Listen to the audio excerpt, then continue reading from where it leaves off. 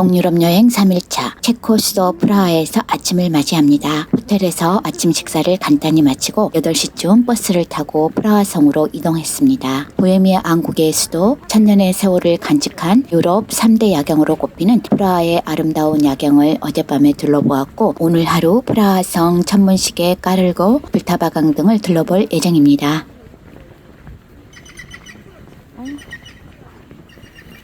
호텔에서 버스로 이동해 프라하성 근처에서 걸어서 프라하성으로 이동합니다. 도시 전체가 잘 만들어진 예술품처럼 예쁜 프라하. 밤이면 불빛이 어둠 속에서 은은하게 빛나는 또 다른 느낌의 매력적인 도시에서 감동을 받았었는데, 낮에 보는 프라하는 또 어떤 모습으로 감동을 줄지 기대가 됩니다. 1947년부터 슈텐베르 궁전은 19세기의 그 전신인 The Society of Patriotic Friends of Art 애국 예술 친구 협회가 이곳에 있었던 프라하 국립미술관의 걸작이 있는 곳입니다. 원래 장식의 일부만 남아있지만 슈테른베르 궁전은 바로크 건축 양식입니다. 건물과 가구 모두 다양한 예술 형식을 결합하여 다양한 스타일과 시대의 예술 작품을 위한 완벽한 공간을 보여주는 곳이라고 합니다. 우왕궁은 거대한 후기 고딕 양식의 창문을 가지고 있는 블라디슬라브 홀은 중세 후기 고딕 양식의 우수성과 화려함을 잘 나타내주고 있습니다. 이 60m, 폭 11m의 큰 홀로 당시 중유럽에서는 가장 큰 홀이었다고 합니다. 그 주변으로 30년 전쟁의 시작이 되었던 루드빅의 날개, 온 천장에 그려진 보헤미아의 보물 토지제작, 합스부르크 왕가의 통치가 남아있는 의회, 은성이를 모시는 성당을 볼 수 있습니다. 수많은 관광객들이 방문하는 유럽 5대 관광지로 런던, 파리, 이스탄불, 로마에 이어 5번째로 방문객 수가 많은 도시가 프라하입니다. 1100년을 넘는 역사를 자랑하는 프라하성은 콤플렉스 형태의 성으로는 세계 최대이며 체코를 대표하는 훌륭한 역사적인 장소로 유럽에서도 경쟁자를 찾아볼 수가 없다고 합니다. 보헤미아 역사의 중심지로 영화를 누렸고, 또한 합스부르크 왕가, 독일 나치의 점령, 공산주의 사회 시절에 이르기까지 고난의 역사를 거쳐 현재는 체코 공화국 대통령실의 직무실로 사용되고 있습니다. 18세기 후반에 이르러 이태리 건축가 니콜로 파카시에 의해 하나의 콤플렉스로 이루게 되었고 4개의 중정부로 이루어져 있습니다. 1921년부터 초대 마사릭 대통령에 의해 일반인에게 공개되었다고 합니다. 프라하성 흐라드차니 광장에서 바라보는 프라하의 붉은 지붕과 멀리 보이는 설경이 너무 아름답더라고요. 감탄이 절로 나옵니다. 갑작스레한 동유럽 겨울여행도 한 번쯤 해볼 만한 경험이었습니다. 어디서 모이기로 했지? 중세풍의 넓은 광장으로 고스란히 보존되어 온 흐라드차니 광장은 원래 목적은 시장이었지만, 그러나 한 번도 시장으로 사용된 적은 없다고 합니다. 1420년 후스광장, 1541년 대화재로 불타 시민들의 집을 대신하여 궁정들과 참사의 수사들에 의해 건물이 들어섰고, 프라하성의 위험에 맞추기 위해서 17, 18세기에 합스부르크 왕가 시절 바로크 양식으로 바뀌어 오늘에 이르고 있습니다. 볼거리로는 대구교청, 스버리첸베르크 궁전, 토스카나 궁전, 마리아 기념탑, 초대 마사릭 대통령상, 시가지 풍경, 근위병들의 근무 교대식, 왕궁 정경 등을 볼 수 있습니다.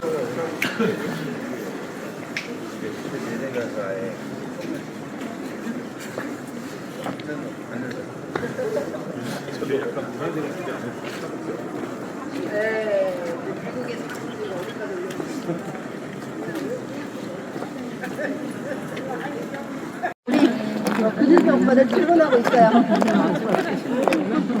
이제 출근하고 있어요. 성 비투스 대성당은 925년부터 1929년에 이르기까지 1000년이 넘는 오랜 세월을 걸쳐 완성된 고딕 양식 대성당으로 체코 역사상 가장 훌륭한 건축물이라고 합니다. 건축적으로 로마네스크 양식, 로툰다로 시작하여 12세기 초 바실리카, 1344년 대주교청 승격을 기념하여 고딕 양식으로 변경되었고, 500년의 공백 기간 후 1920년대에 이르러서야 완성되었다고 합니다. 성 비투스 대성당 실내에서 볼 수 있는 스테인드 글라스는 그 화려함에 간탐을 자아내게 됩니다. 바로 이곳에 체코를 상징하는 제1보물인 바칠라프 안강과 대관식 보물들이 비밀스럽게 보관되어 있다고 하네요. 현재는 성당 전체가 무료로 개방되어 4월에서 10월에 287계단을 가진 탑이 개방되어 올라가서 프라하 시내를 조망할 수 있습니다.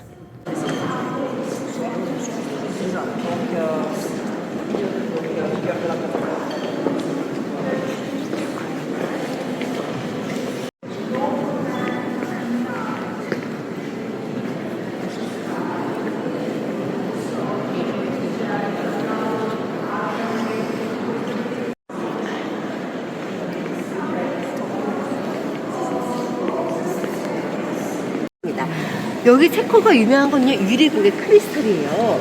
유리에다가 색깔을 입히는 기술이 뛰어난데요. 그래서 어느 나라 그 어느 성당보다 더욱더 아름다운 유리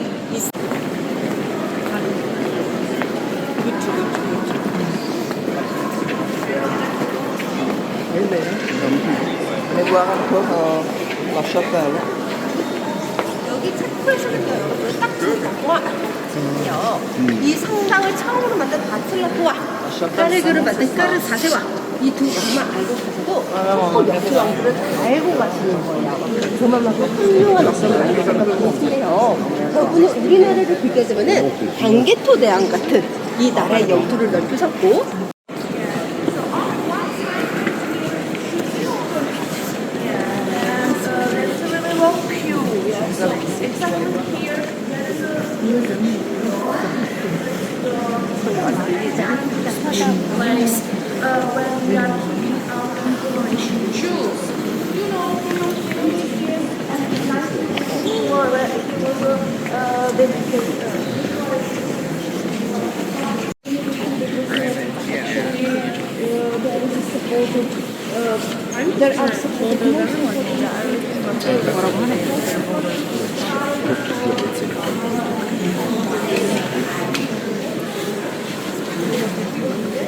And actually here you can see them special corridor.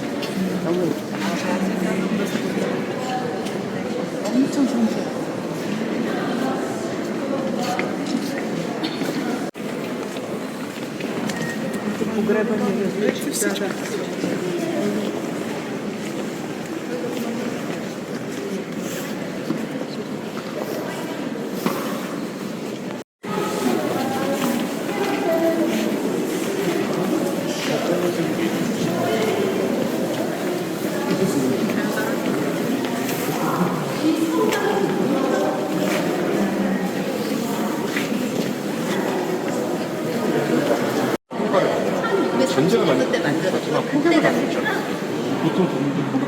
그래서 여기가 우리가 이제 플라성, 까르교, 저쪽가 신시가죠. 고해성사장성.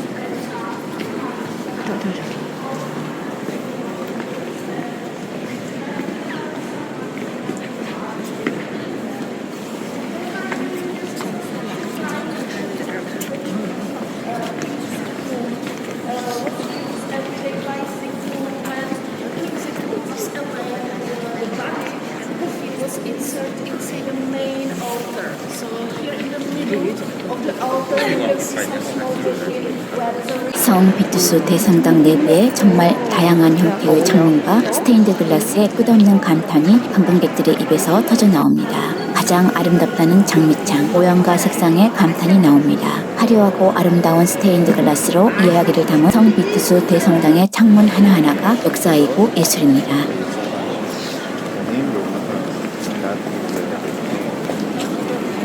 금소로는 프라하성 동쪽 끝에 자리 잡고 있는 체코에서 가장 좁은 중세의 길로 과거 성의 방어벽이 시간의 지남에 따라 14개의 집들이 동화책처럼 있는 작은 골목입니다. 여기가 카포크해제. 어렴풋이 기억나. 우리나라에도 영향을 미쳤잖아. 그 전쟁 이후에. 이곳엔 1916년부터 1917년 사이에 합복화가 잠시 머물렀던 문학의 집 22번가와 작은 상가, 그리고 2층에는 무기들의 박물관, 고문실로 구성되어 있습니다. 앙의 황금을 세공하는 세공사들이 살았다 하여 유래된 황금소로는 여름에 찾아오는 많은 관광객들로 몸을 움직일 수 없을 정도라고 합니다. 마지막에 달리보르라는 기사가 갇혀 있었다는 지하 감옥도 볼만하다고 합니다. 현재 이곳을 보기 위해서는 돈을 지불해야 입장할 수 있습니다. 아니야, 푸시 아니야? 그럴 것 같은데. 푸시. 아닐까? 땡큐.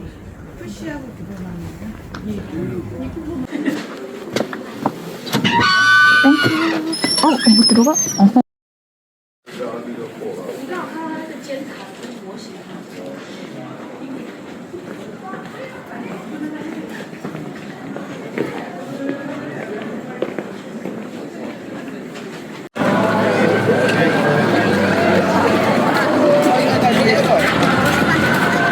No, ella también.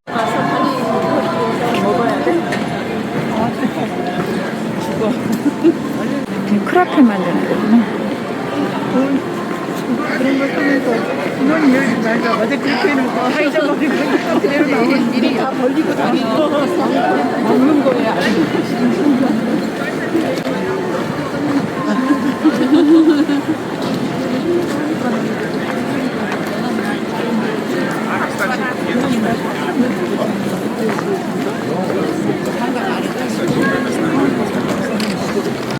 자, 700년대 역사를 가진 시장. 오후.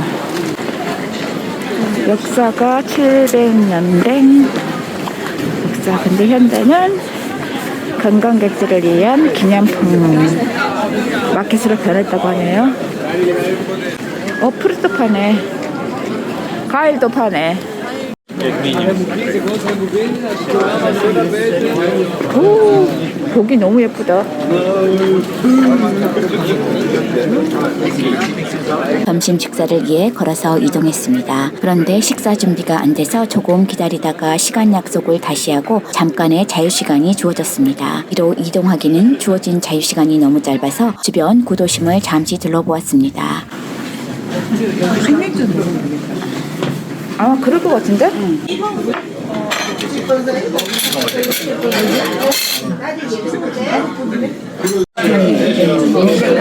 이거는 지금 김이 나가버리는 거야.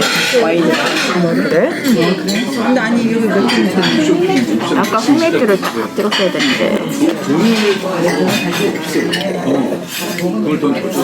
1842년 우리 갔다 온 데 아니야? 어젠가 그니까 갔다 온 그 맥주집 아니야 여기? 아, 조류만 안 먹는 거야? 근데 사실은 오리하고 이런 것보다 더 좋거든. 근데 너한테는 이제 안 맞으네.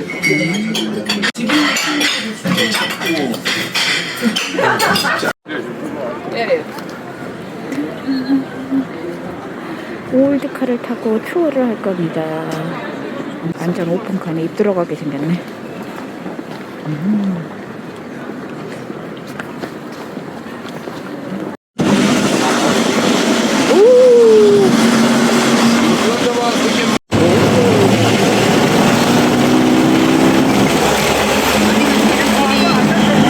네, 우리 왔던데.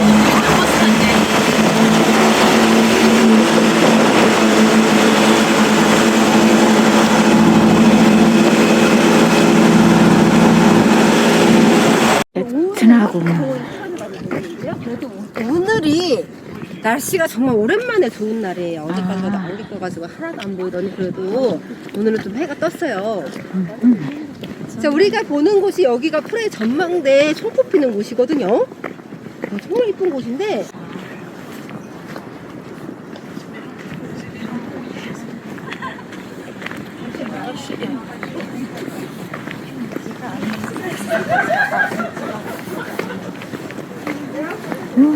멋지다.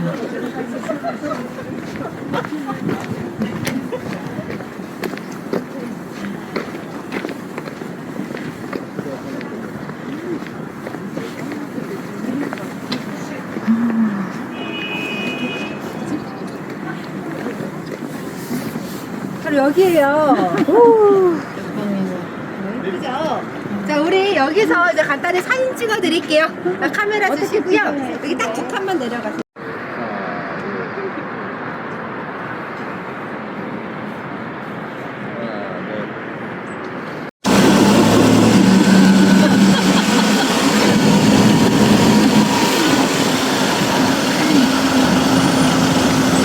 이게 또 맨 뒤에니까 이런 재미는 있어. 차가 앞차가 다 보여. 돌아갈 때. 배구 콘서트에서 이거 저기로 해가지고 회사 온 저기 유럽 쪽에 다 있는 것 같아요. 매니팩처가.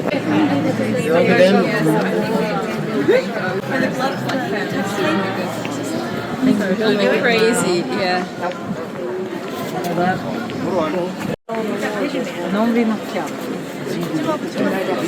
잠깐만요. 죄송해요.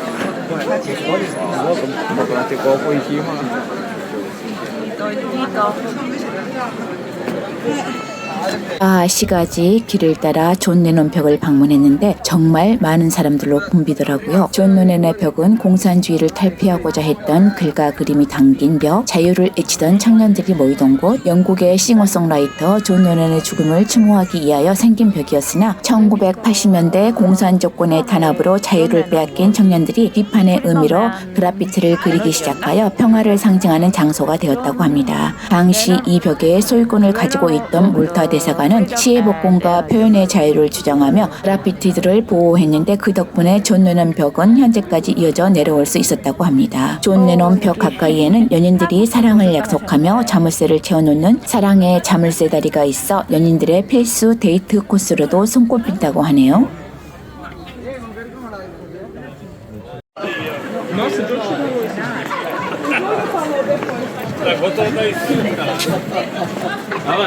Milone ma assoluto, lo tanto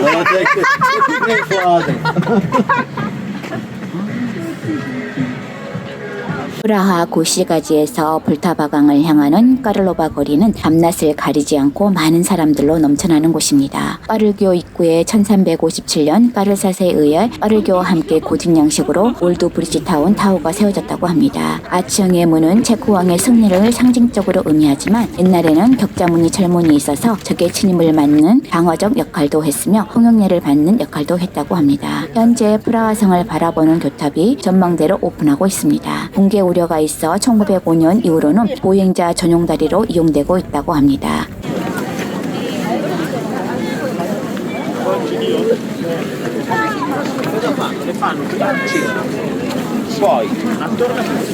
청동산이 저건가?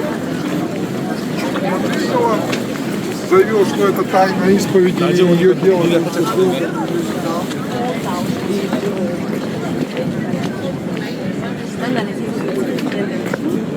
쏘리. 16개의 아치로 이루어진 다리 양옆으로 각 15개씩 마주 서 있는 예사롭지 않는 조각상들은 17세기 후반부터 20세기 중반까지 약 250년에 걸쳐 체코의 최고 조각가들에 의해 만들어졌는데 모델은 예수 그리스도상을 비롯하여 성서 속의 인물 체코의 성인들이라고 합니다. 1965년부터는 모든 조각상이 복제품으로 교체되고 온 작품은 라피다리움 국립박물관으로 옮겨졌다고 합니다. 30개의 조각상 중 여행객들에게 가장 인기 있는 동상은 15번째 교각에 세워진 얀 네포무스키 성인상입니다. 얀 네포무스키 대주교의 동상은 순교 300년 뒤인 1693년 까를교에 세워졌는데 가장 최초로 세워진 동상이자 유일한 청동상입니다. 형상은 5개의 별이 후광으로 드리어 있으며 순교에는 순교자를 상징하는 종려나무와 자가를 들고 있습니다. 자대에는 서민의 죽음과 관련된 2개의 부조가 있는데 유달리 반짝이는 부분을 발견할 수 있습니다. 그는 이 부분에 손을 대고 소원을 빌면 이루어진다는 전설 때문에 많은 사람들이 줄을 지어 소원을 빌고 간다고 합니다. 저도 소원을 빌었습니다.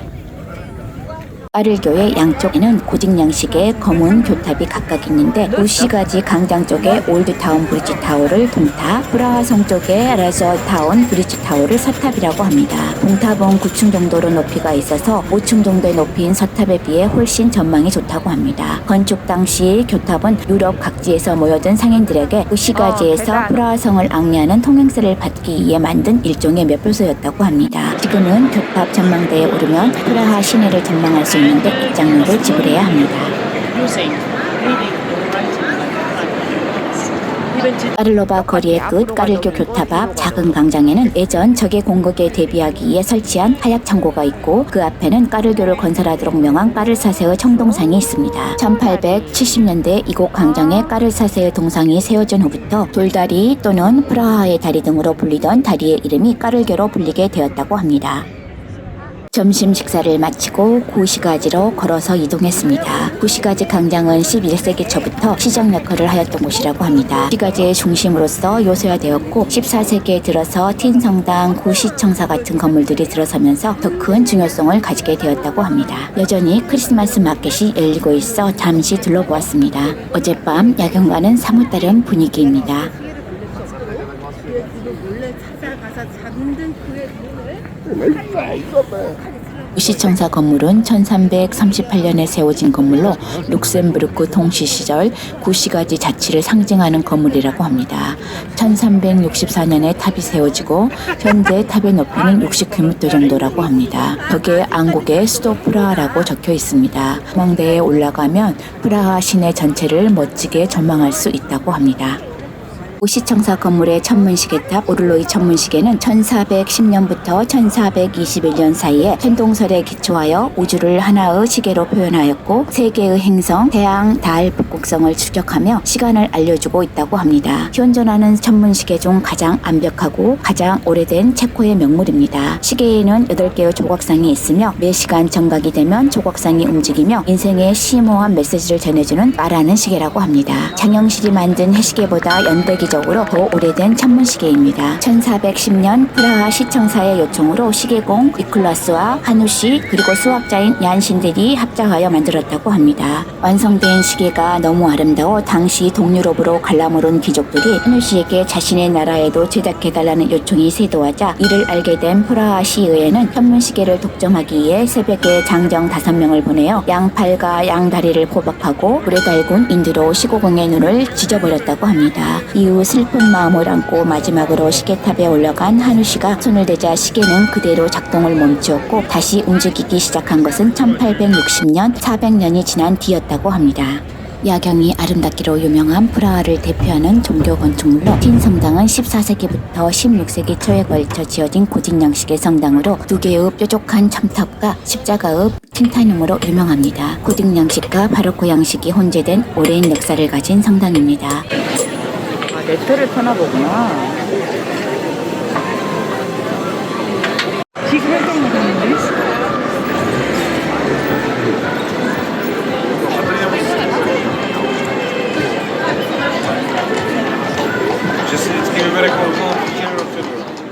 도시 전체가 잘 만들어진 예술품처럼 예쁜 프라하. 밤이면 불빛이 어둠 속에서 은은하게 빛나는 또 다른 느낌의 매력적인 도시. 1100년에 넘는 역사를 자랑하는 프라하성. 전 세계에서 역사와 건축이 이처럼 한 권의 책으로 아름답게 펼쳐진 도시 체코 프라하 이야기는 여기까지입니다. 다음 영상에서 또 만나요. 구독과 좋아요를 눌러주시면 영상을 만드는 데 힘이 됩니다. 감사합니다.